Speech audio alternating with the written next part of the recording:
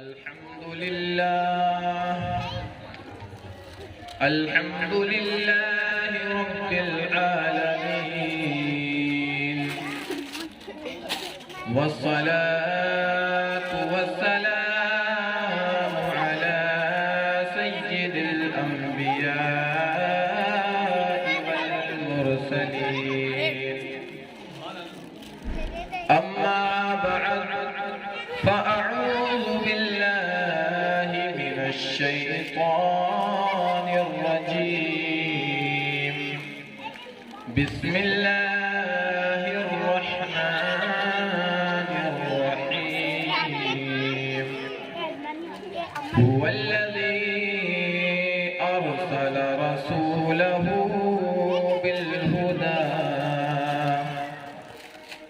بالهدى ودين الحق ليظهره على الدين كله، وكفى بالله شهيدا. صدق الله العظيم. برادران ملت اسلامیہ، آئیے ہم اور آپ مل کر سب سے پہلے اس عظیم ہستی کی بارگاہ میں، جس کی میلاد منانے کے لیے ہم یہاں پر بیٹھے ہوئے ہیں، اس عظیم ہستی کی بارگاہ میں درود و سلام کا ہدیہ پیش کریں اور بڑے بآواز بلند اللہم صلی علی سیدنا و مولانا محمد مبارک وسلم صلو علیہ صلاة و سلام علیکہ یا رسول اللہ صلی اللہ تعالی علیہ وآلہ وسلم. برادران ملت اسلامیہ، خطبے کے بعد میں نے قرآن مجید والفرقان الحمید کی اس آیت مبارکہ کو تلاوت کرنے کا شرف حاصل کیا. اس میں اللہ تبارک و تعالی ارشاد فرماتا ہے، هو الذی ارسل رسولہ، وہی ہے جس نے بھیجا اپنے رسول کو بالہدی ودین الحق، ہدایت اور سچا دین دے کر، لیظہرہ علی الدین کلہ، تاکہ سچے دین کو تمام دینوں پر غالب کر دیا جائے. وَقَفَى بِاللَّهِ شَهِيدًا، اور بے شک اللہ کافی ہے درا حالانکہ وہ شہید ہے. برادران ملت اسلامیہ، یہ ہے آیت کا لفظی ترجمہ. تفسیر اور تشریح کے سلسلے میں جو باتیں عرض کرنی ہیں، تو سب سے پہلی بات تو یہ کہ اللہ تبارک و تعالیٰ نے ارشاد فرمایا، هو الذی ارسل رسولہ، وہی ہے جس نے بھیجا اپنے رسول کو. تو وہ کون ہے؟ اس نے اپنا نام تو لیا ہی نہیں، نہ ذاتی نام بیان فرمایا، نہ صفاتی نام ذکر کیا گیا، بلکہ یہ فرمایا هو الذی ارسل رسولہ. یہ نہیں فرمایا هو اللہ الذی ارسل رسولہ، وہ اللہ ہے جس نے بھیجا اپنے رسول کو. نہ یہ فرمایا گیا هو الرحمن الذی ارسل رسولہ، وہ رحمان ہے جس نے بھیجا اپنے رسول کو، بلکہ یوں فرمایا هو الذی ارسل رسولہ، وہی ہے جس نے بھیجا اپنے رسول کو. تو وہ کون ہے؟ سمجھانے کے لیے ایک بات عرض کرتا ہوں کہ کوئی بہت بڑا استاد اپنا تعارف کراتے ہوئے یہ کہیں کہ اے لوگوں میں وہ ہوں جس کا فلاں شاگرد ہے، یا کوئی بہت بڑا کاریگر، کوئی بہت بڑا معمار اپنا تعارف کراتے ہوئے یہ کہیں کہ اے لوگوں میں وہ ہوں جس نے فلاں عمارت بنائی ہے، جس نے فلاں بلڈنگ بنائی ہے. تو اگر کوئی اپنا تعارف کراتے ہوئے یہ انداز اختیار کرتا ہے تو اس کا کیا مقصد ہے؟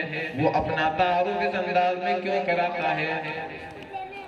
اس لیے کراتا ہے کہ وہ جانتا ہے کہ یہ لوگ میرے اس شاگرد کی قابلیت کو، یہ لوگ میرے اس شاگرد کی صلاحیت کو، یہ لوگ میرے اس شاگرد کے علم فضل کو جانتے ہیں، اور جب میں ان سے یہ کہوں گا کہ میں اس کا استاد ہوں تو یہ خود ہی اندازہ کر لیں گے کہ جس کے شاگرد کی قابلیت کا یہ عالم ہے، جس کے طالب علم کی قابلیت کا یہ عالم ہے، جس کے شاگرد کی صلاحیت کا یہ عالم ہے، تو اس کے استاد کی صلاحیت کا کیا عالم ہوگا، اس کے استاد کے علم فضل کا کیا عالم ہوگا۔ اسی طرح جس کاریگر نے یہ بلڈنگ بنائی ہے وہ کتنا بڑا کاریگر ہوگا۔ بلا تشبیہ اللہ تبارک و تعالی اپنا تعارف کراتا ہے تو اس انداز میں کراتا ہے کہ اے لوگوں، میں وہ ہوں جس نے تمہارے پاس رسول کو بھیجا، اس رسول کو دیکھو، اس رسول کے کمال کو دیکھو، اس رسول کے جمال کو دیکھو، اس رسول کی قابلیت کو دیکھو، اس رسول کی صلاحیت کو دیکھو، اس رسول کے علم و فضل کو دیکھو، اور دیکھ کر یہ اندازہ کر لو کہ اس رسول کے، اس کے بندے کی شان کا یہ عالم ہے تو اس کے خدا کی شان کا کیا عالم ہوگا، اس کی مخلوق کی شان کا یہ عالم ہے، اس کی مخلوق کی صلاحیت کا یہ عالم ہے، اس کے مخلوق کے علم و فضل کا یہ عالم ہے، تو اس خدا کی، اس خالق کی عظمت کا کیا عالم ہوگا، جس کے بھیجے ہوئے کی عظمت کا یہ عالم ہے تو اس بھیجنے والے کی عظمت کا کیا عالم ہوگا۔ برادران ملت اسلامیہ، قابل استاد کا پتہ اس کے قابل شاگرد سے چلتا ہے، اور قابل کاریگر کا پتہ اس کی بنائی ہوئی چیز سے چلتا ہے۔ تو گویا ہمارا آقا علیہ الصلوۃ والسلام اللہ تبارک و تعالیٰ کی ذات و صفات کا آئینہ ہے، اسی لیے تو اعلیٰ حضرت فرماتے ہیں کہ خود رہے پردے میں اور آئینہ حق سے خاص خاص، بھیج کر انجانوں سے کی راہداری واہ، یعنی کہ اللہ تبارک و تعالیٰ کو اگر دیکھنا ہے، اللہ تبارک و تعالیٰ کی صفات کا نظارہ کرنا ہے، اللہ تعالیٰ کے جلووں کو دیکھنا ہے تو مصطفیٰ جان رحمت کو دیکھ لو۔ اب کئی لوگ اس بات پر بھی اعتراض کرتے ہیں کہ تم یہ بول رہے ہو کہ وہ خدا کے مظہر ہے تو یہ شرک ہو گیا، تو اس کو سمجھانے کے لیے ایک بات عرض کر دیتا ہوں کہ زمین پر ایک آئینہ رکھ دیجئے، ایک کانچ رکھ دیجئے، اور رات کے وقت چاند چمک رہا ہو آسمان پر تو آپ مجھے بتائیے کہ وہ آسمان پر چمکنے والا چاند اس آئینے میں نظر آئے گا یا نہیں؟ وہ آئینے میں نظر آئے گا تو کیا یہ کہا جائے گا کہ یہ آئینہ چاند بن گیا، یا یہ کہا جائے گا کہ چاند آئینہ بن گیا، یا یہ کہا جائے گا کہ چاند آسمان سے اتر کر آئینے میں گھس گیا؟ نہیں نہیں، یہ نہیں کہا جائے گا کہ آئینہ چاند بن گیا، یہ بھی نہیں کہا جائے گا کہ چاند آئینہ بن گیا، یہ بھی نہیں کہا جائے گا کہ چاند آسمان سے اتر کر اس آئینے میں گھس گیا، کیونکہ چاند بہت چھوٹا ہے، چاند بہت بڑا ہے، آئینہ بہت چھوٹا ہے، چاند آسمان پر ہے، آئینہ زمین پر ہے، چاند کی جنس اور ہے، آئینے کی جنس اور ہے، مگر باوجود اس کے آئینہ اپنے اندر ایک ایسا کمال رکھتا ہے، ایک ایسی قابلیت رکھتا ہے، ایک ایسا کمال رکھتا ہے کہ وہ چاند تو نہیں مگر چاند کا مظہر بن گیا۔ تو اسی طرح خدا خدا ہے، مصطفیٰ مصطفیٰ ہے، مگر مصطفیٰ اپنے اندر ایک ایسا کمال رکھتے ہیں، ایک ایسی صلاحیت رکھتے ہیں کہ وہ خدا تو نہیں مگر مظہر خدا ہے۔ برادران ملت اسلامیہ، اگر اللہ تبارک و تعالیٰ کے جلووں کو دیکھنا ہے، اللہ کی صفات کا نظارہ کرنا ہے تو مصطفیٰ کو دیکھ لو۔ فرمایا گیا هو الذی ارسل رسولہ، وہی ہے جس نے بھیجا اپنے رسول کو۔ غور کرنے کی بات ہے، کیا فرمایا اللہ تبارک و تعالیٰ نے؟ ارسل رسولہ، اپنے رسول کو بھیجا۔ یہاں پر ارسل فرمایا گیا، خلق نہیں فرمایا گیا۔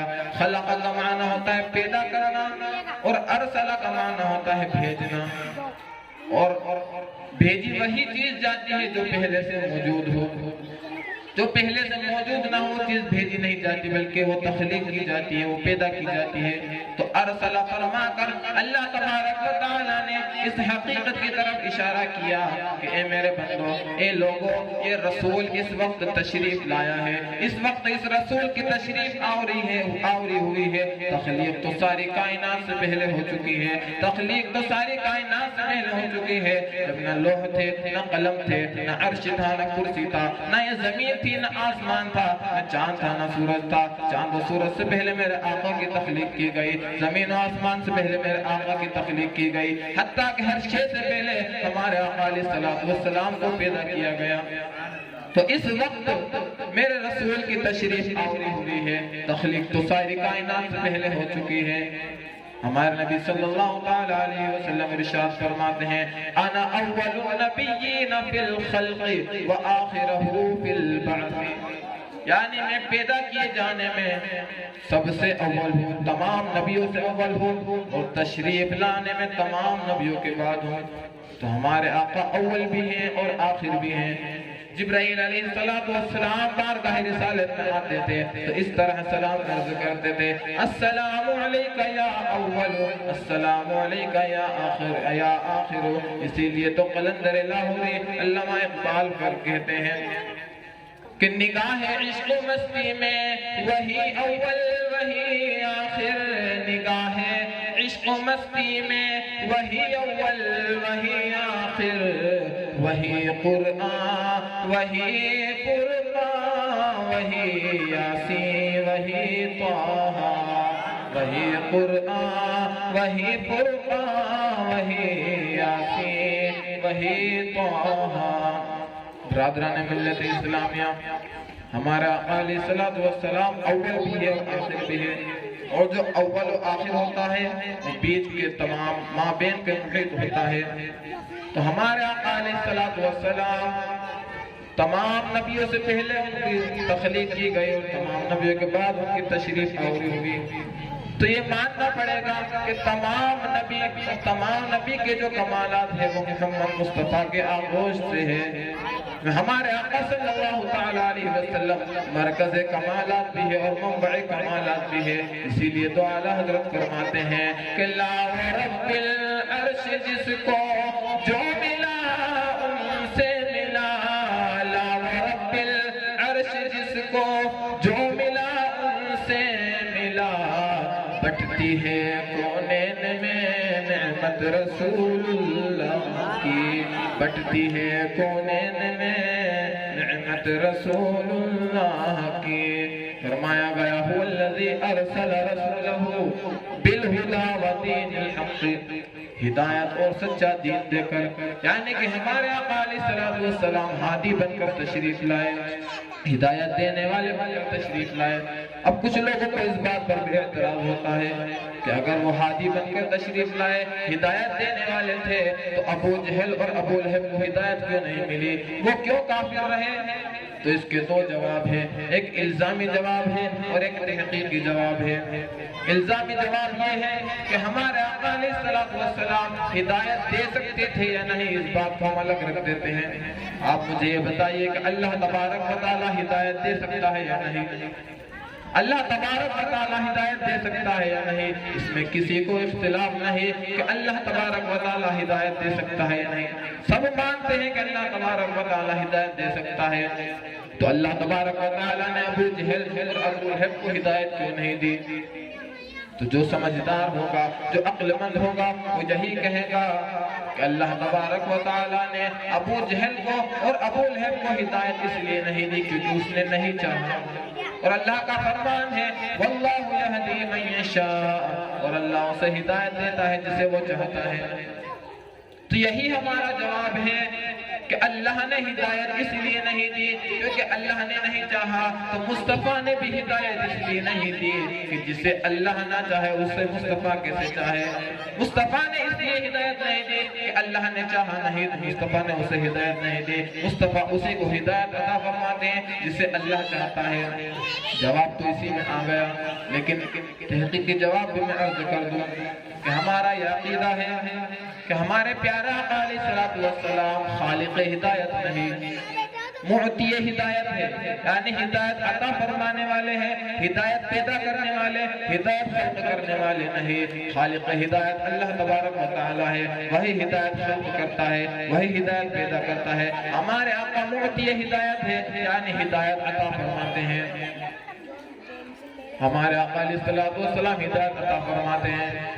تو سمجھنے سمجھانے کے لیے ایک بات عرض کر دوں کہ کوئی بہت بڑا سیٹ، کوئی بہت بڑا کروڑ پتی اپنے کاروبار کی لین دین کے لیے کسی کو مقرر کر دے، کسی خازن کو مقرر کر دے، اس کے پاس پیٹی بھی ہو، اس پیٹی کی چابیاں بھی ہو، اور اس پیٹی میں ہزاروں لاکھوں روپے ہو، اور وہ کہہ دے کہ میں جس کے لیے پرچی کاٹ دوں اسے اتنے پیسے دے دینا، میں پرچی پر جتنے پیسے لکھ دوں اسے اتنے پیسے دے دینا۔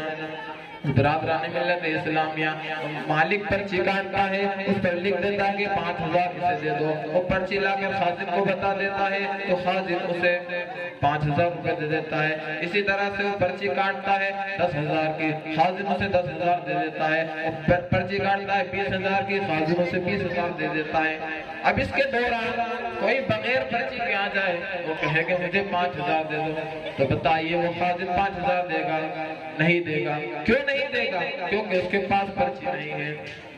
خازن اسی کو عطا کرتا ہے جس کے پاس مالک کی پرچی ہوتی ہے۔ تو اب وہ کہنے والا جو بغیر پرچی کا ہے تو وہ شور کرنا شروع کر دے کہ خازن نہیں دے سکتا، خازن نہیں کہہ سکتا، تو ہر انسان سے کہے گا کہ وہ دے سکتا ہے، وہ بیٹھا ہی دینے کے لیے ہے، لیکن تجھے اس لیے نہیں دے رہا کیونکہ تیرے پاس پرچی نہیں ہے۔ پرچی لے کر تجھے مل جائے گا۔ تو یہی ہمارا جواب ہے۔ اللہ تبارک و تعالیٰ نے اپنے محبوب سے کہا، اے محبوب میں پرچی کاٹتا جاتا ہوں تو ہدایت دیتا جا، میں جس کے لیے پرچی کاٹ دوں اسے ہدایت دے دینا، میں جس کے لیے پرچی کاٹ دوں اسے ہدایت دے دینا، اور جس کے لیے پرچی نہیں کاٹوں اسے ہدایت کر دینا۔ پھر بھی لوگ کہتے ہیں کہ وہ نہیں دے سکتے، نہیں دیکھ سکتے، تو معلوم ہوا انہیں خود کو ہدایت نہیں ملی، اور کیوں نہیں ملی؟ ادھر پرچی کٹی نہیں۔ برادران ملت اسلامیہ، ہمارے آقا علیہ السلام اس دنیا میں تشریف لائے تو ان کا مقصد کیا ہے؟ آیت کریمہ میں هو الذی ارسل رسولہ بالہدی ودین الحق لیظہرہ علی الدین کلہ، کہ کیا لے کر آئے؟ تو بالہدی ودین الحق، ہدایت اور سچا دین لے کر۔ اور کیوں آئے؟ اس لیے لیظہرہ علی الدین کلہ، تاکہ سچے دین کو تمام دینوں پر غالب کر دیا جائے۔ برادران ملت اسلامیہ، اب دین کا معنی کیا ہے؟ قرآن پاک کے ایک لفظ کے کئی مترجمے ہوتے ہیں، کئی معنی ہوتے ہیں۔ قرآن پاک معنوں کا سمندر ہے، علم و معرفت کا سمندر ہے، اور یہ علماء بیٹھے ہیں جانتے ہیں کہ قرآن پاک کی سب سے اعلیٰ تفسیر وہ ہے جو خود قرآن سے کی جائے۔ تو آئیے ہم قرآن سے پوچھتے ہیں دین کا مطلب کیا ہے؟ تو ذرا غور سے سنیں۔ حضرت یوسف علیہ السلام کے بھائی جب دوسری مرتبہ یوسف علیہ السلام کے پاس آئے تو یوسف علیہ السلام کے ایک بھائی بنیامین علیہ السلام، اور ان کے 11 بھائی تھے جنہوں نے کنویں میں ڈالا تھا، واقعہ آپ نے سنے رکھا ہوگا۔ تو جب دوسری مرتبہ آئے تو یوسف علیہ السلام نے بنیامین علیہ السلام کو یہ کہہ دیا تھا کہ میں تمہارا بھائی یوسف ہوں، یہ بتا دیا تھا۔ تو بنیامین علیہ السلام نے کہا تھا کہ بھائی اب مجھے جدا نہ کرے، مجھے واپس نہیں جانا، میں جدا نہیں ہونا چاہتا۔ تو اس وقت حضرت یوسف علیہ السلام نے اللہ تبارک و تعالیٰ سے عرض کیا تھا کہ اے اللہ مجھے ایسی تدبیر بتا کہ میں اپنے بھائی کو میرے پاس بھی رکھ سکوں اور میرے بھائیوں کو پتہ بھی نہیں چلے۔ تو اس وقت اللہ تبارک و تعالیٰ نے کہا ما کان کذالک کدنا لیوسف، کہ ہم نے یوسف کو تدبیر بتائی۔ تو وہ کیا تدبیر بتائی؟ ما کان لیأخذ اخاہ فی دین الملک، اللہ تبارک و تعالیٰ ارشاد فرماتا ہے یوسف علیہ السلام اپنے بھائی کو نہیں پکڑ سکتے تھے فی دین الملک، بادشاہ کے قانون سے۔ تو یہاں دین کا معنی کیا کیا گیا؟ قانون۔ کیا کیا گیا؟ قانون۔ دین کا معنی کیا گیا قانون، کہ یوسف علیہ السلام اپنے بھائی کو نہیں پکڑ سکتے تھے مصر کے بادشاہ کے قانون سے، لیکن ہم نے انہیں تدبیر بتائی تو انہوں نے اپنے بھائی کو اپنے پاس رکھ لیا۔ دین کا معنی کیا ہوا؟ قانون۔ تو یہاں پر بھی دین کا معنی قانون ہے، لیکن ہم سوچتے ہیں کہ دین کا معنی صرف یہ ہے کہ نماز پڑھو، روزہ رکھو اور حج و زکوٰۃ، صرف یہی نہیں بلکہ دین کا اصل معنی، دین کا معنی ہے قانون، ایک نظام۔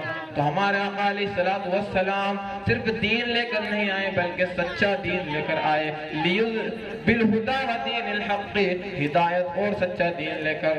تو جو بھی ہمارے آقا علیہ الصلوۃ والسلام کے اس قانون پر، اس نظام مصطفیٰ پر عمل کرتا ہے تو وہ دونوں جہاں میں کامیاب و کامران ہوتا ہے۔ برادران ملت اسلامیہ، غلامان مصطفیٰ نے اس نظام مصطفیٰ پر عمل کیا تو ان کی بادشاہت پوری زمین پر، پورے روئے زمین پر چلتی ہے۔ حضرت صدیق اکبر رضی اللہ تعالیٰ عنہ کے دور میں فتنے پیدا ہونا شروع ہوئے، مسلمہ کذاب کا فتنہ ہوا تو حضرت ابو بکر صدیق رضی اللہ تعالیٰ عنہ نے اس فتنے کی جڑ کاٹی، تو نظام مصطفیٰ پر عمل کر ہی کاٹی۔ نظام مصطفیٰ پر عمل کر حضرت عمر فاروق اعظم رضی اللہ تعالیٰ عنہ نے آدھی دنیا پر بادشاہت کی۔ حضرت عمر فاروق اعظم رضی اللہ تعالیٰ عنہ کے دور میں شیر اور بکریاں ایک ساتھ ایک گھاٹ پر پانی پیا کرتے تھے۔